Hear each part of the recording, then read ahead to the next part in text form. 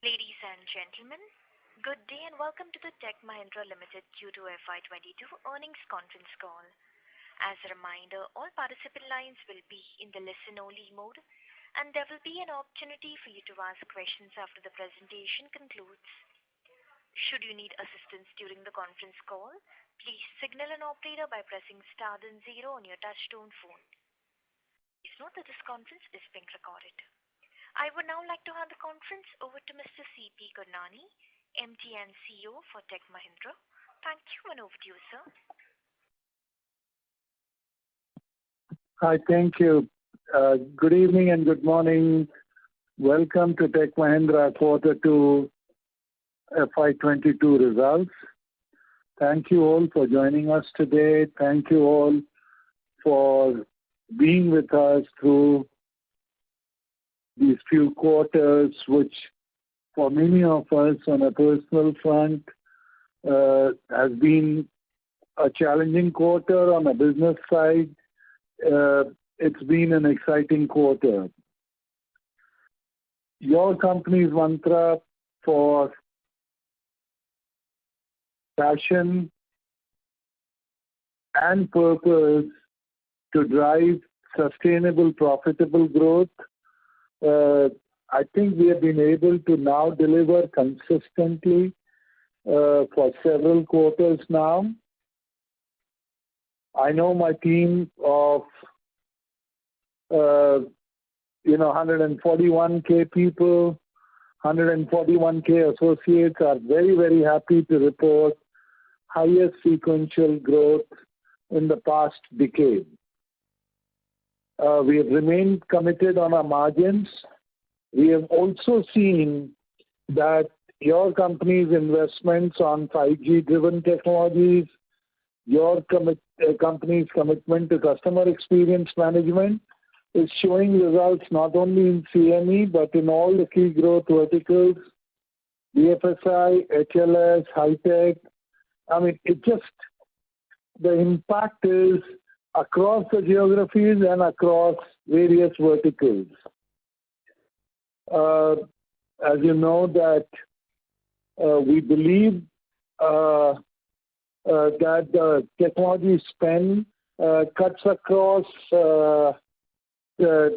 customers in various segments, and the technology spend is also fueled that the digital transformation wave is almost a necessity and is doing a multi-year growth curve right now. Our quarterly performance reflects some of the efforts your company has put in. We are reporting a revenue of 1,472 million. At constant currency, it's a 7.2%.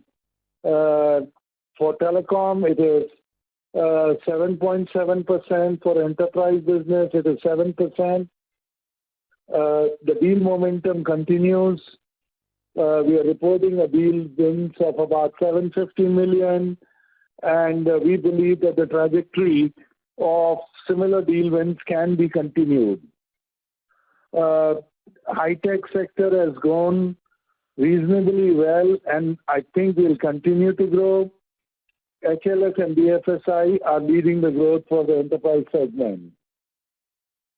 Our EBIT margins have remained flat despite of the supply side pressures. We did announce an acquisition of Lodestone, which helps us in scaling some of the OPD and digital product engineering business.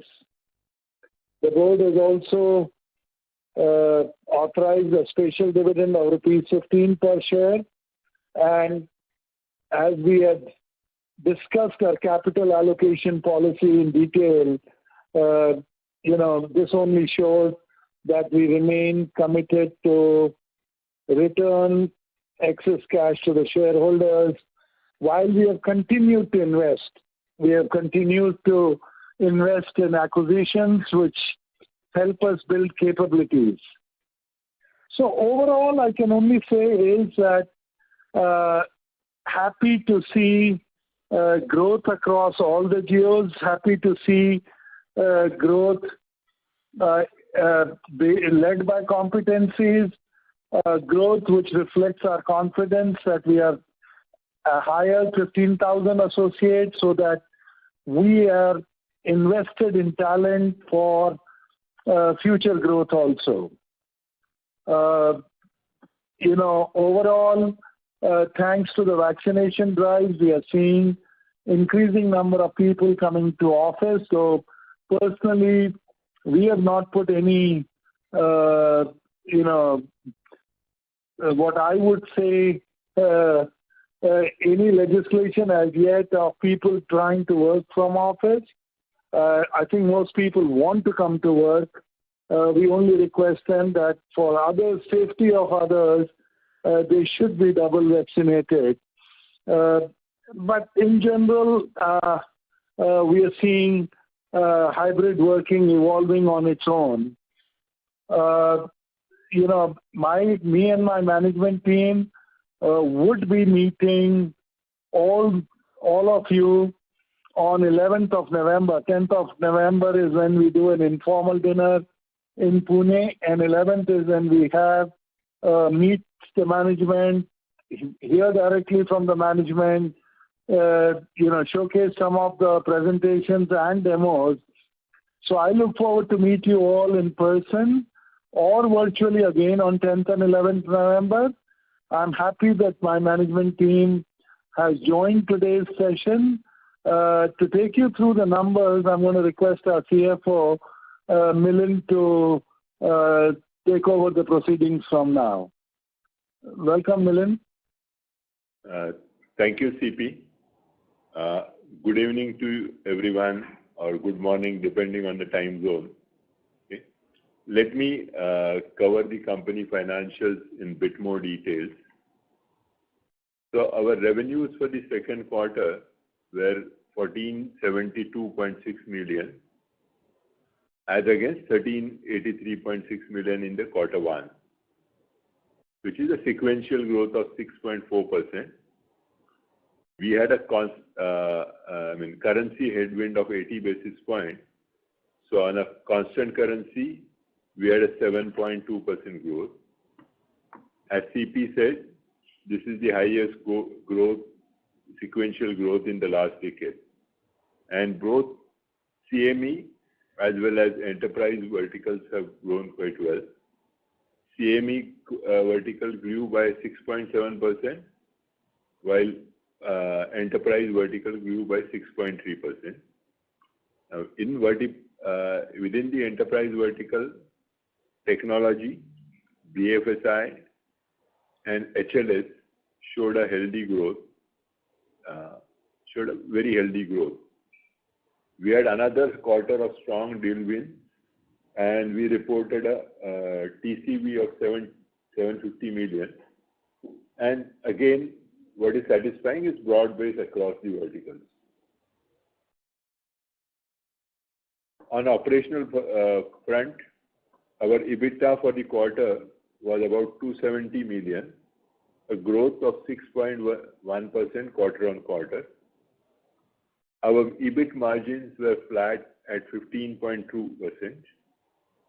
Now the tailwinds came from, in terms of operating leverage as a result of growth.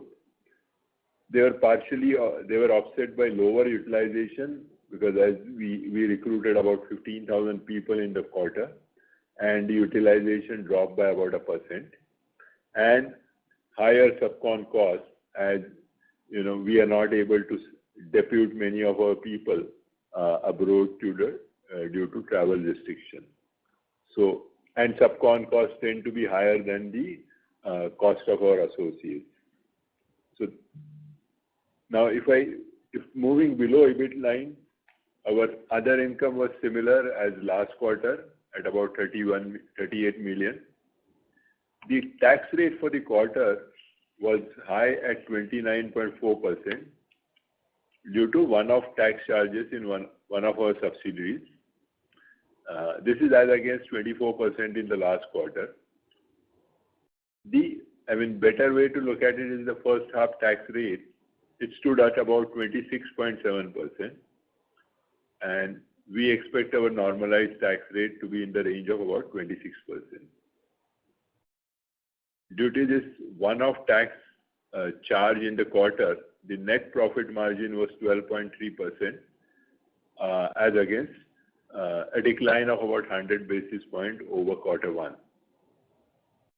We had a healthy quarter in terms of free cash flow, and our free cash flow for the quarter was about 188 million, about 104% of our PAT for the quarter. Our DSO days were down from 93 to 92, despite acceleration in the sales. We continue to follow our rule-based hedging policy. The total hedge book as on 30th September was about $2,392 million, as against $2,221 million in Q1. Based on hedge accounting treatment, a gain of $21.2 million, last quarter it was about $7.5 million, has been taken to P&L, and a gain of $61.6 million has been taken to reserves. Last quarter that was lower at about $23.1 million. And this gain, increase in hedge gain is because of the appreciation of the depreciation of euro and sterling against the USD. USD INR have remained almost the same level in the quarter. We had a cash and cash equivalent of about 1626 million, and in line with our capital allocation policy, board has announced a special dividend of 15 rupees per share. The record date is for the interim dividend is 5th of November. So overall, good set of numbers. We look to maintain our growth momentum and the margins as we enter the second half of the year. With this remarks, I now open the floor for questions. Thank you. Thank you very much. Ladies and gentlemen, we will now begin the question answer session. Anyone who wishes to ask a question may press star and 1 on their touchtone telephone. If you wish to remove yourself from the question queue, you may press star and 2. Participants are requested to use handsets while asking a question. Ladies and gentlemen, we will wait for a moment while the question queue assembles.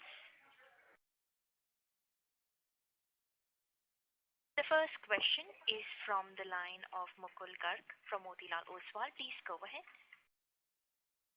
Thanks. Two questions from my side, one on revenue and one on employee addition. On the revenue side, what was your performance versus expectation curve this quarter? What especially in the communication vertical, what led to such a strong growth? Should we expect this to continue? And what portion of it was contributed by the large deal wins which we had in Q4? On the employee side, exceptional employee additions this quarter from your side, about 15K. But your utilization continues to remain almost at all-time high levels ex of trainees. So was there a meaningful impact on the net number from end of quarter additions or trainees? And would this have any impact on your cost in the third quarter? Yeah. Thanks, Mukul. This is Rohit. Thanks for the question. So maybe I'll first talk about the headcount additions and then talk about revenue, and then I'll pass it on to Manish to talk a little bit more on comms. So just on the headcount side, we've added, as you quoted, we've added close to 15,000 people. If you look the split, it's equally split between BPS and IT. IT has grown approximately 7,000 people. The additions has kind of ramped up through the quarter. So it's not a quarter ending phenomena. It's been through the quarter increase. And if you look at the utilization, we down 100 bips versus last quarter. So that's on account of that Milind already quoted.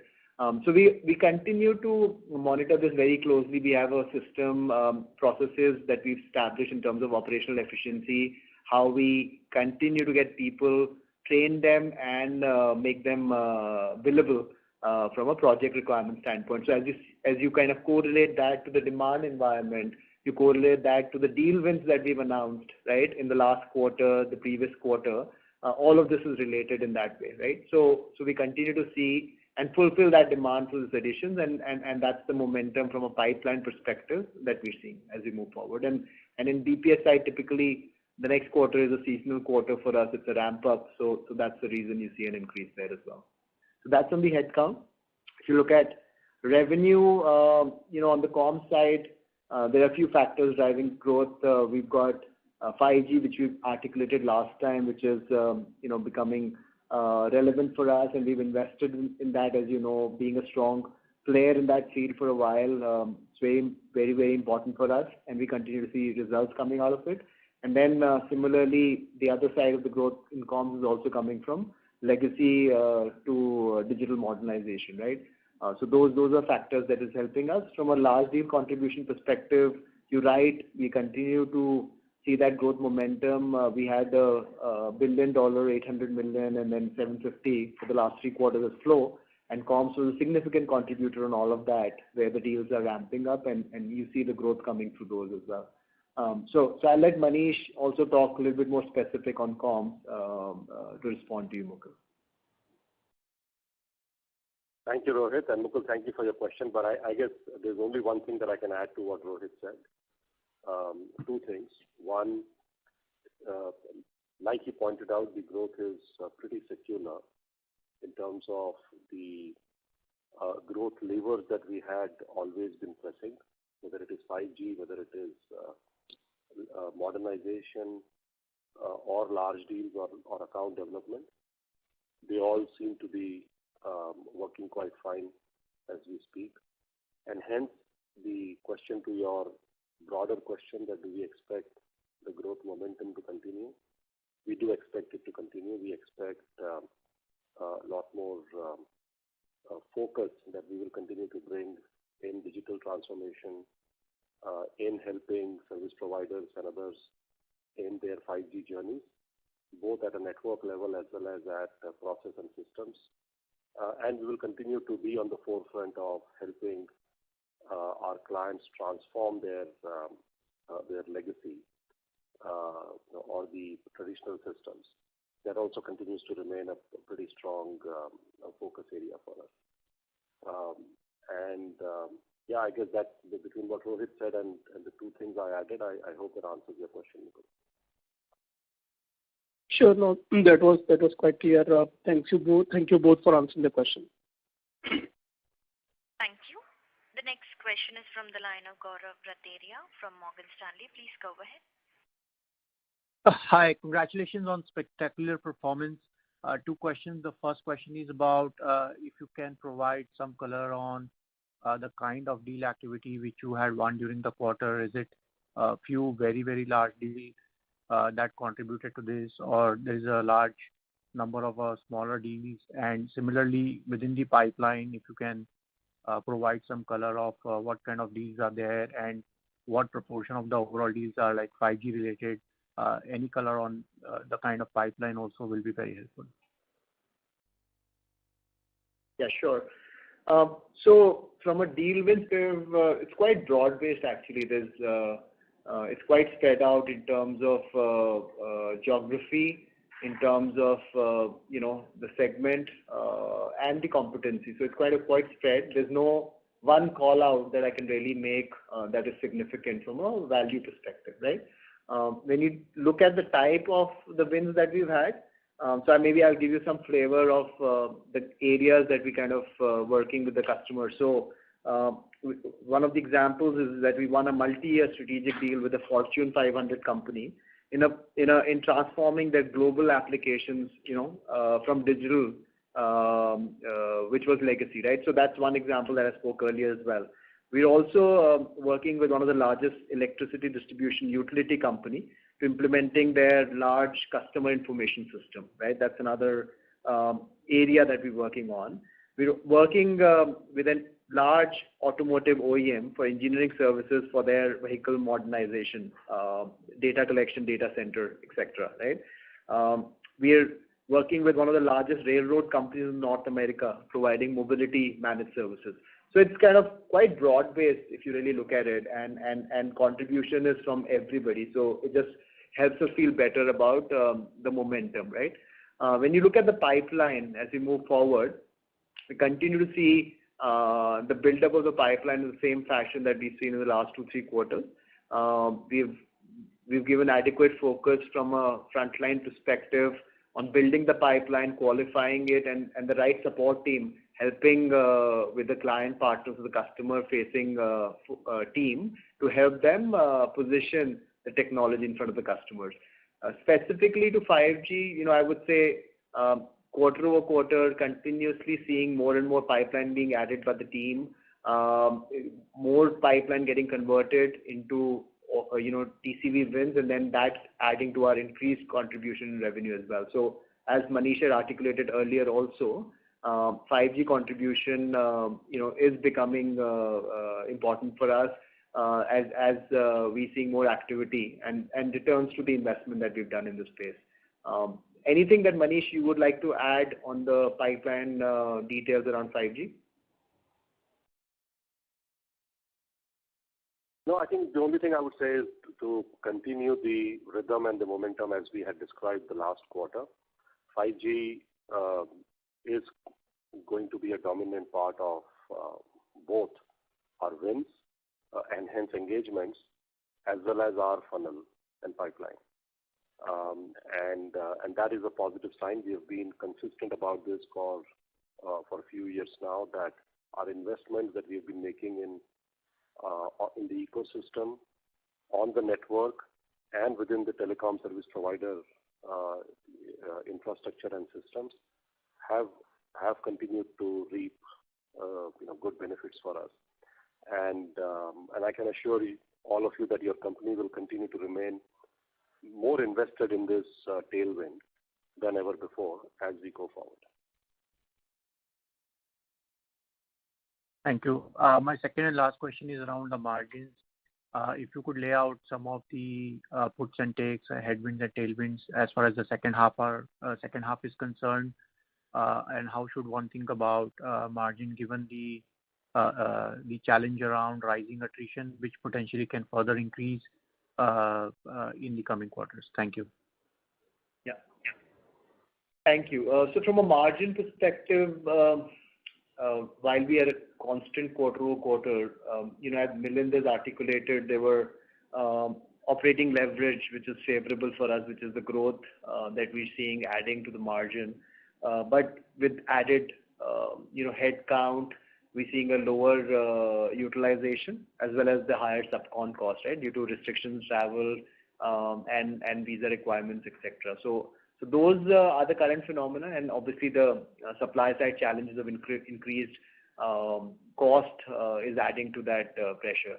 Now, when we look at our strategy around hiring from campuses, doing more fresher intake, help training them, getting them to the projects ready to be deployed, I think that's helping us to mitigate some of this pressure, and we'll continue to take that action as we move forward.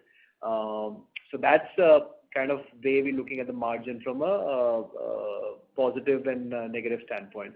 As we think about second half, I would say some of the travel might come back as some of the economies open up, but still not significant.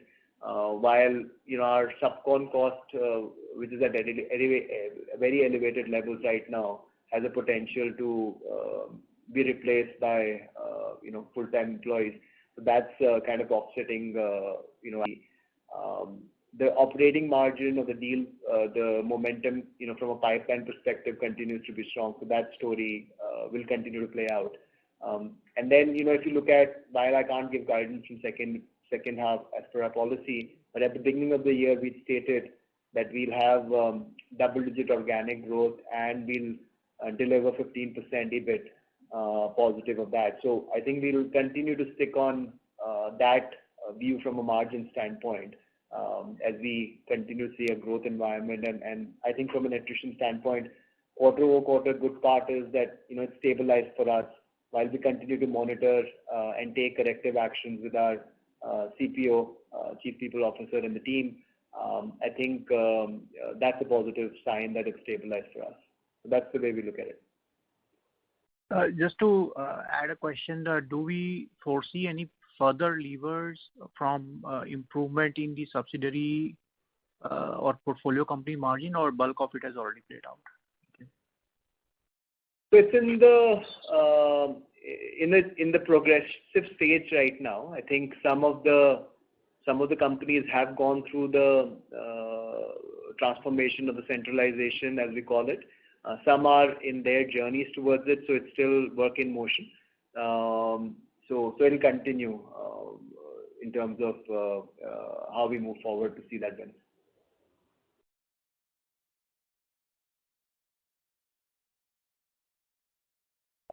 Thank you. Thank you. The next question is from the line of Sandeep Shah from Equirus Securities. Please go ahead. Yeah, thanks for the opportunity and congrats on good execution. Just on the communication side, Manish wanted to understand that what we are hearing from large caps and the mid caps is the large transformational deals. Clients are in a matter of urgency, instead of spending time on in the process of articulating 2 to 4 years deal, they are breaking down into smaller deals and awarding fast. Is it the same trend are you witnessing in the communication for you to say the growth momentum may continue?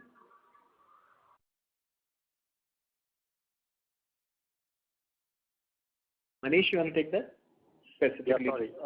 Sandeep, yeah, I got it. Can you hear me? Yeah. Excellent. Sandeep, thank you for that question. And yes, that indeed is one of the trends that we are seeing as far as transformation is concerned. The way we like to characterize it as these are large transformation. The speed is of essence. There is a level of urgency in modernizing the 4 big pillars that we have been calling out very clearly as areas of transformation for our customers. One is from an infra compute standpoint, cloud. From a customer engagement standpoint, the overall customer experience journey and digitizing that in terms of sales and commerce and service, all both. Network modernization, which is largely driven by, again, cloud and 5G.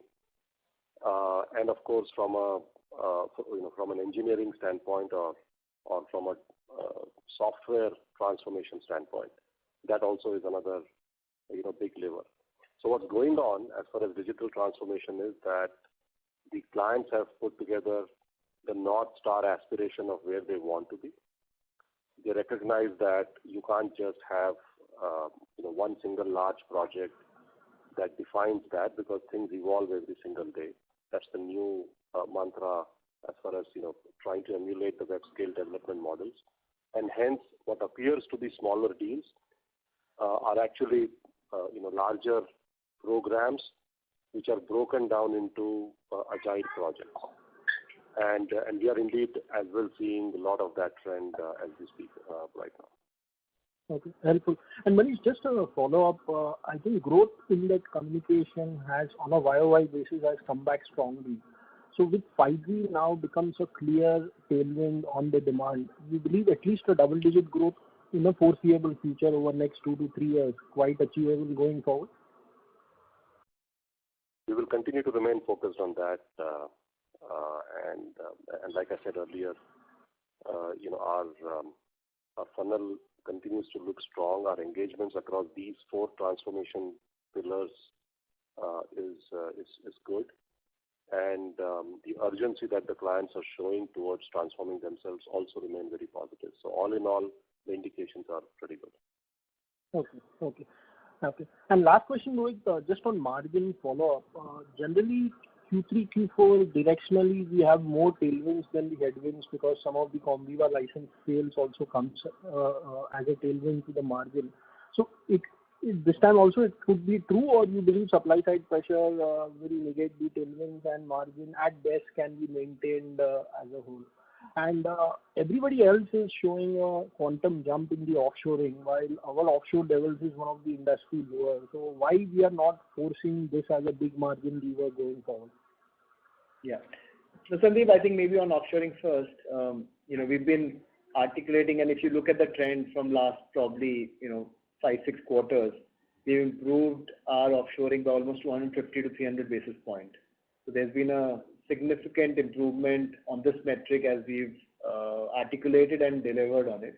So we'll continue to drive this metric as we move forward.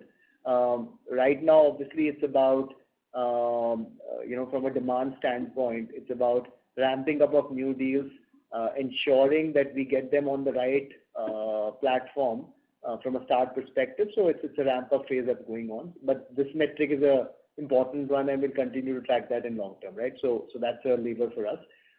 When you specifically talk about the quarter, I think obviously, I won't guide it, but I can talk about tailwinds and headwinds. So as you rightly pointed out, that's a seasonality that we see typically with the Comviva business, though that seasonality is reducing slowly for us in terms of quarterly increases.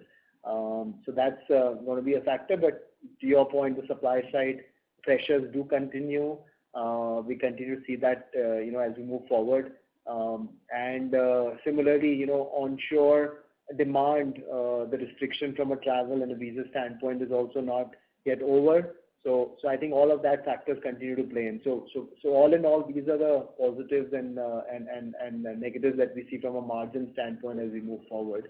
And we'll continue to drive our portfolio, kind of centralization playbook that we've laid out earlier in the year. We'll continue to drive operational efficiency, and operating leverage, which is what you've seen in the last 2 quarters, as we see deal wins, as we see the pipeline grow. So that's an area that we see in the positive direction as well.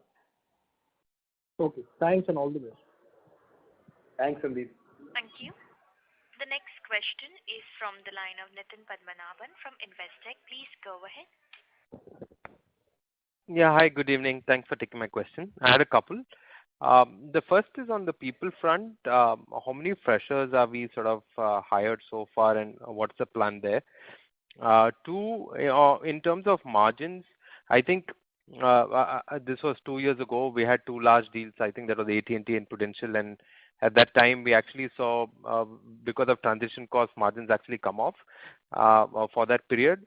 Do you think the current environment, the kind of deals that are being broken down into smaller deals, this is more sort of amenable to better margins? So that was the second one. And third, the business doesn't seem to be showing an operating leverage on SG&A this quarter. It's actually almost grown similar to revenue or slightly higher. So just wondering why that is, considering that we have a good 6% plus growth. Is there any one-off in there that could sort of come off going forward? Those were the 3. Thank you. Yeah. So maybe, Harsh, why do you take the fresher related in the headcount addition question, and I'll take the margins one after yours. Yeah, thanks, Rohit. And listen, thank you for asking that question. I think it's a great question. As we all see the retention being a clear challenge for most companies in IT in the industry, I think we've really sort of focused well on the build and buy strategy. And like you heard Rohit say earlier, we are investing heavily in building niche skills, and therefore our fresher entry strategies is very clear. We have almost doubled the intake of freshers, and that has significantly impacted our availability of talent. Going forward, we'll continue the same strategy, and we are, as I said, heavily investing in upskilling these freshers so that availability of talent is always there. Yeah. And just on the margin side, first I'll probably respond on the SG&A part.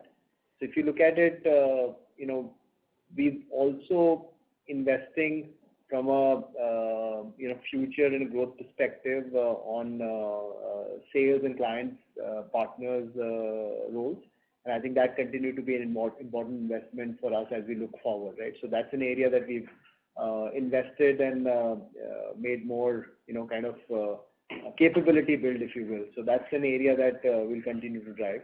And I think beyond that, there's plus and minus across the various line items, but nothing significant to call out from a trend perspective. Those are the main areas that we continue to invest on. And then, sorry. Yeah, go ahead. Sorry. You had one more question, sorry. Yeah, the other question was, I was referring to maybe 2 years ago when we had AT&T and Prudential, and there were sort of transition costs at that time and margins were under pressure. The question is, do you see the current environment where you have smaller, large programs being broken down to smaller deals? Is this more amenable for margins, and are you seeing sort of pricing increases from customers considering the current environment, and how broad-based is that? Yeah, so I think obviously from a deal ramp-up perspective, we still have transition costs that is a headwind as you start the deal going up. But if you think about from a pattern perspective, that gets into the baseline, right? Because we've had $1 billion of deal wins announced in 4Q and 800 and then 750. So as we keep on doing that across the spectrum, that transition becomes a part of the run rate. So unless we see a huge kicker for a big deal, that factor will play out again. And we'll, as I articulated at the beginning of the year also, when we look at the year, there might be quarterly fluctuations that we will see because of this phenomena, which till now hasn't really surfaced from the point of view of seeing too much of an upward or a downward trend.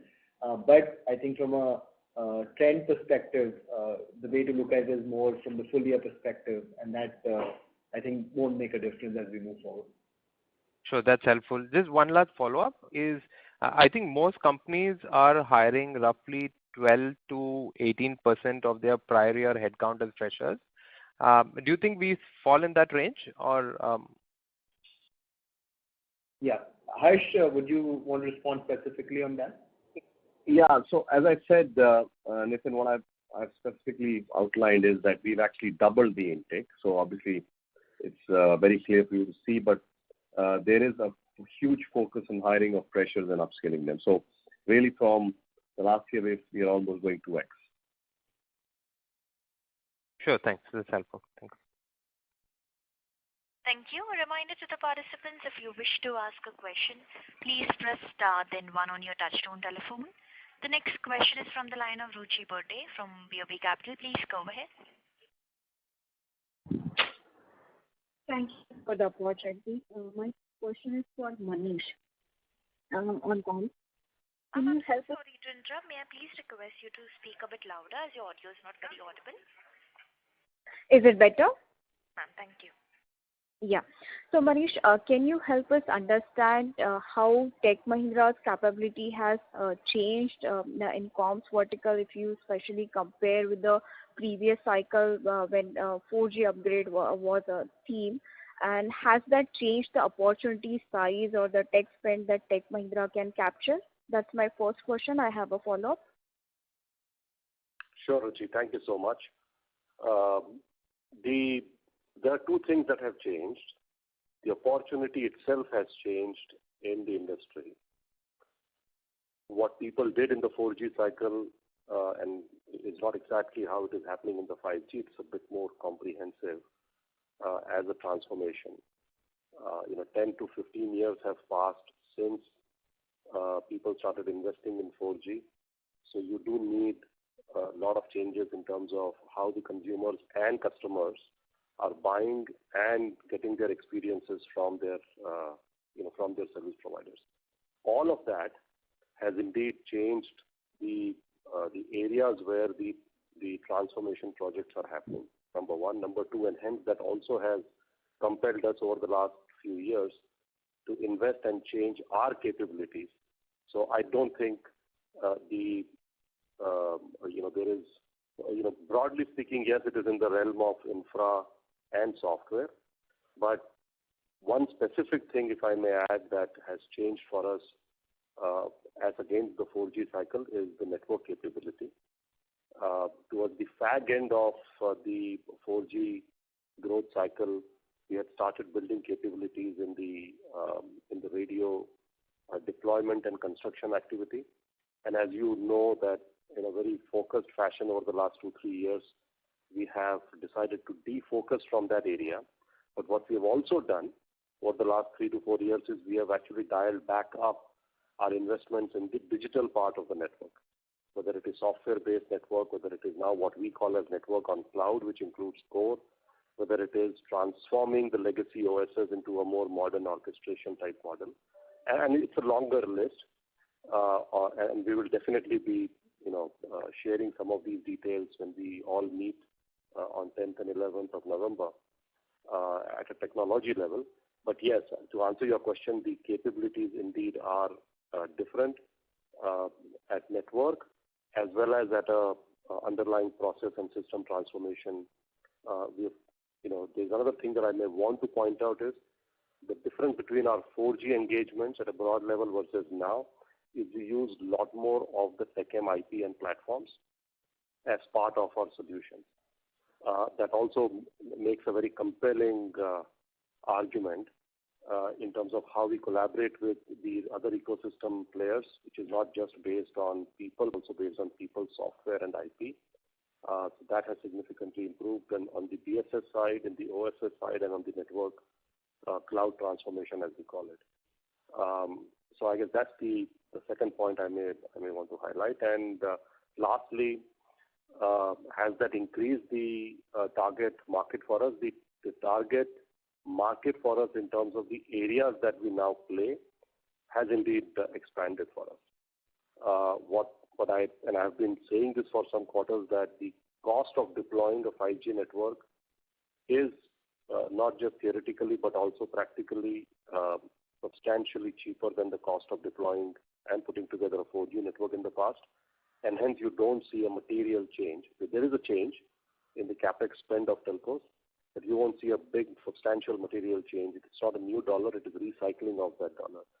Your company now is in a much better position to take advantage of those opportunities because of the investments that we have made in the past. I hope that answers your question, Rishi. Yes, that's quite helpful. My follow-up is, now, we have been hearing from you more upbeat comments regarding 5G. In that light, have you seen any change in terms of competitive landscape, be it the intensity with which the competitors are bidding, or the new entrants in the market, new names that you may come across? Any comments on that would be helpful. Sure, Ruchi. I think the answer is there has never been dearth of intensity in the market from a competition standpoint. There are only as many telcos that you can go to. Our advantage has always been, and we try and protect that advantage to our best abilities, which is our access rights that we have across the world, the number of service providers that we work with, and we have had long relationships with, continue to remain our something that we fortify all the time and we defend. And however, given that the transformation has got different hues and different colors, competition also does come from different parts of the industry. Sometimes there are niche players, sometimes there are traditional players who relate more like us, and sometimes there are tech companies. So yes, there is, it's a bit more complicated as a competitive scenario, but nevertheless, we feel pretty strong in terms of the positioning that we have carved for ourselves in this changed landscape. Thank you, Manish. All the best. Thank you. The next question is from the line of Vibhor Singhal from PhillipCapital. Please go ahead. Yeah, good evening, sir. Thanks for taking my question. And congrats on a great set of numbers. So my question was basically on our medium to slightly longer term growth scenario. The hiring that we have done is exceptionally strong. I think we've never seen this kind of an hiring in tech before. Almost 15,000 net hiring in this quarter. which definitely gives us the idea that the company is looking at a very strong growth demand environment. This year, of course, as we have guided to a double-digit growth, but we know that this year, of course, the industry growth could actually be in higher teens. So we might be maybe falling a bit short of the industry average growth rate.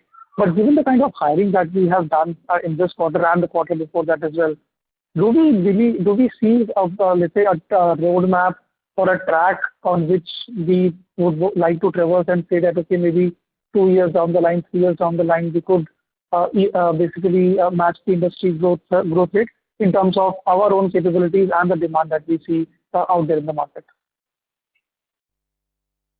Yeah.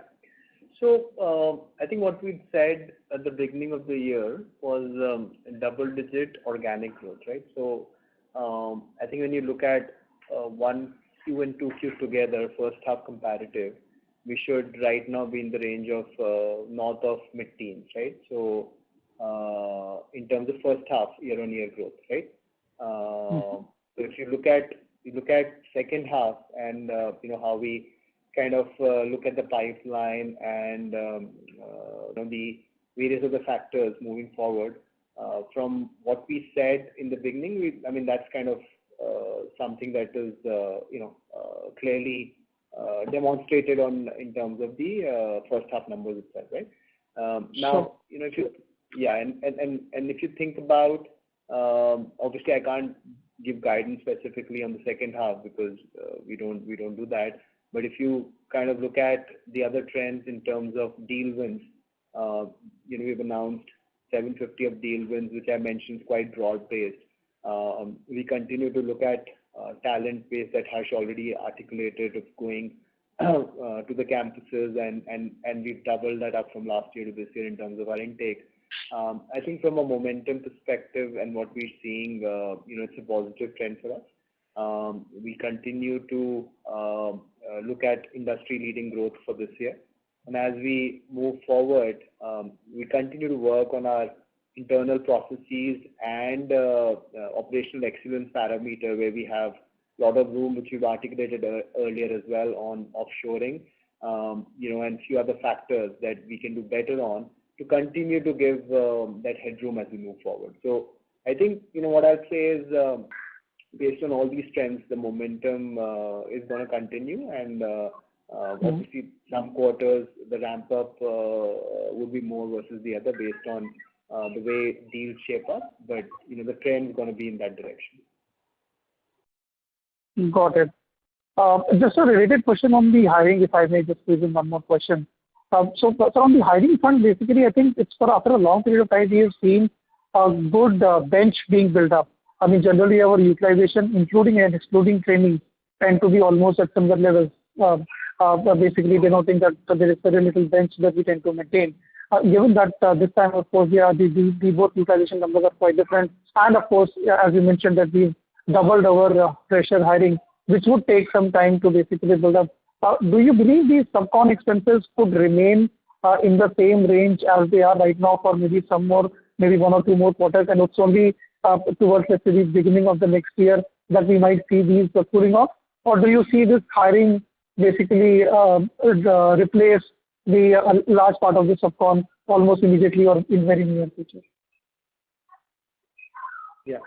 So, we continue to monitor that trend, and I think while we continue to monitor and look at opportunities of substitution/replacement, given where we are and given the growth environment, we see this trend or this percentages that you're currently seeing will continue for a bit, right? And as we look at getting deeper in terms of substitution replacement, we will look at opportunities that work for us to get the margin lever us, right? So we are continuously monitoring it, but if you look at the macro or you ask me from a trend perspective, I think it will continue for some time till it goes back to the levels that we've seen in the past. So that will be a trend that we'll continue to monitor, work on, and drive as and when the restrictions from a travel, visa, and other aspects, from a hiring perspective, continue to ease down for us. Got it. Okay. Thank you so much. Thanks for taking my questions, and wish you all the best. Thank you. The next question is from the line of Rahul Jain from Dolat Capital. Please go ahead.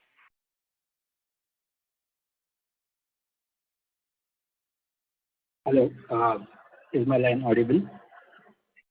Yes, sir. Yeah, Rahul, go ahead. We can hear you. Yes. Yeah, thank you. Thank you for the opportunity. I have a similar question which one of the earlier participants asked, but a small twist to that.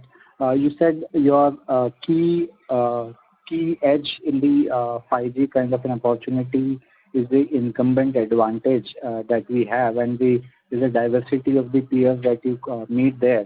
But what I want to essentially understand is that since this investment cycle by telcos in 5G have been far more delayed than the earlier anticipation, can you say that the competitive intensity has thus changed very significantly, and does the total price as well as volume side of opportunities both are getting hampered to some extent? And this incumbent advantage, beyond that, if you can identify any other edge in this space. Yeah. Manish, do you want to take that? No, sure. Yeah, Rahul, I think I had said the incumbency as our platform and the license to play, because we get called into conversations both proactively and otherwise. That's not necessarily the only edge. What I also called out very clearly is that 5G is a more comprehensive and holistic transformation. It is not a one-trick pony of dialing a button on, say, putting together a new network.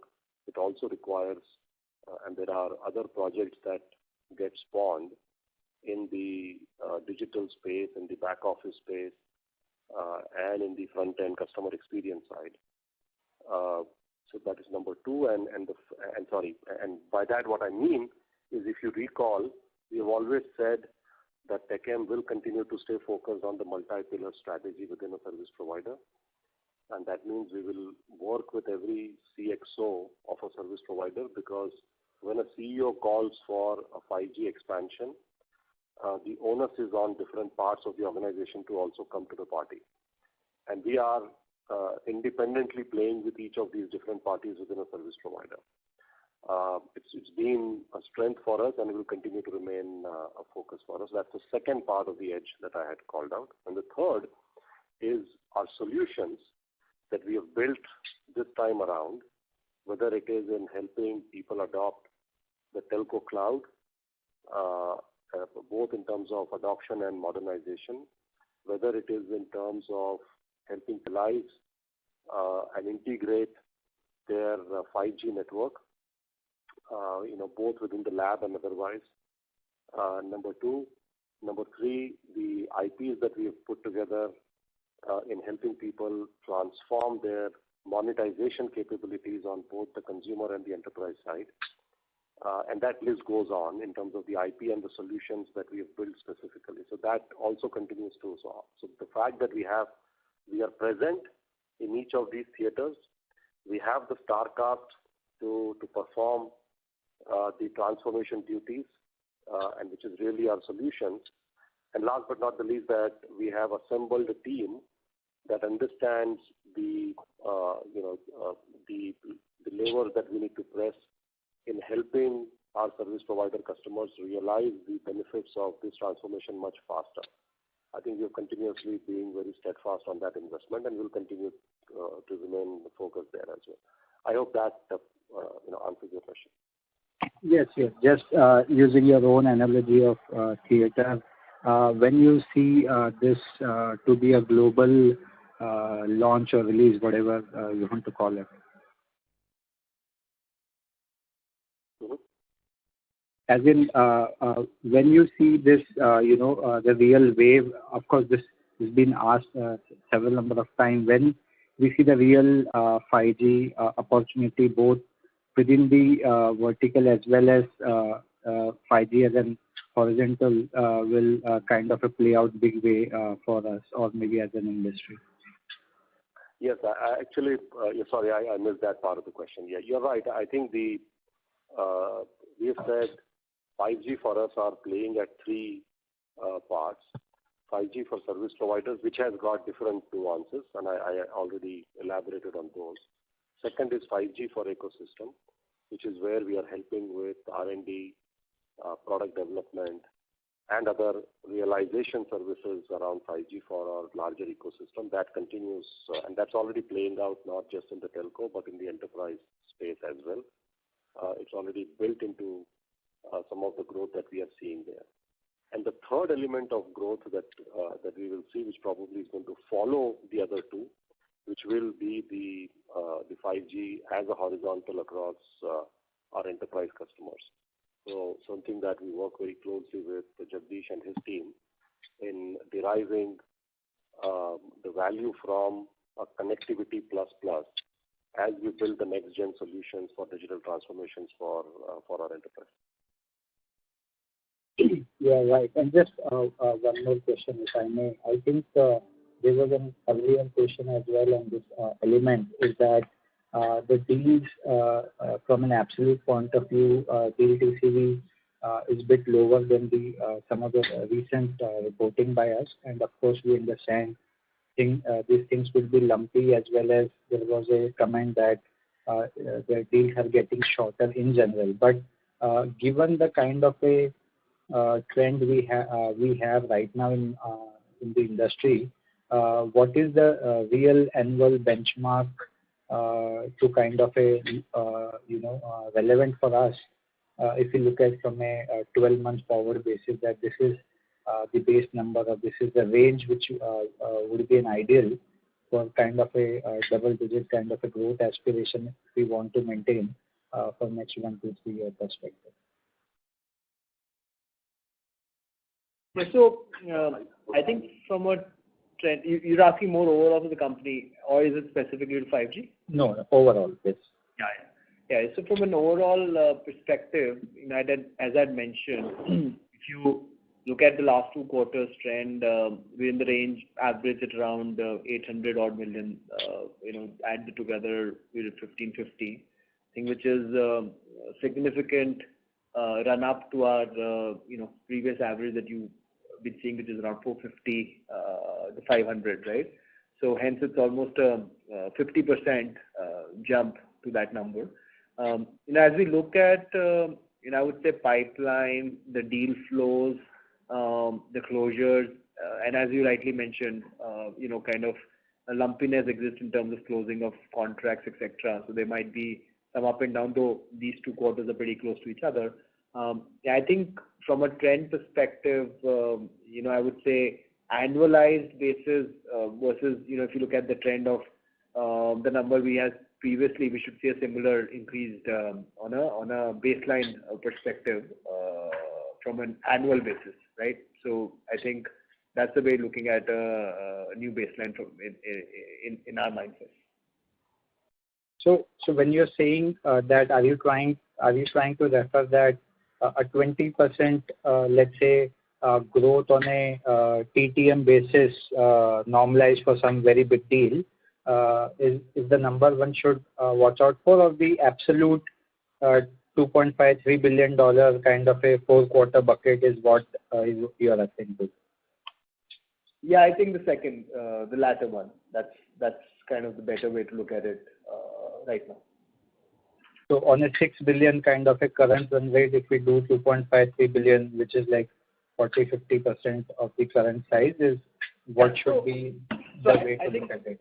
So the way you look at our deal wins is we're doing only incremental deal win announcement, right? And this is greater than $5 million incremental, and some of the way peers announce is different. So as a percentage of revenue, maybe that's not the correlation that you can drive from a book-to-bill perspective, right? But you just look at our perspective, while the 3 versus whatever the number you correlate to as an annualized revenue, it'll be a different percentage. So there's no apple-to-apple comparison that you would find, right? This is purely incremental, more than 5 million, which is what we're reporting, and you have to look at a trend from a quarter-over-quarter growth perspective as we move forward. Right. So of course, from the leaking revenue as well as sub 5 million adjusted to that, this is what one should look at it. Yeah, that's right. Fair enough. Thank you. Thanks for the call. Thank you. Ladies and gentlemen, that was the last question for today. I would now like to hand the conference over to Mr. Rohit Anand for closing comments. Over to you, sir. Thank you. Thanks for everybody for joining for our call today.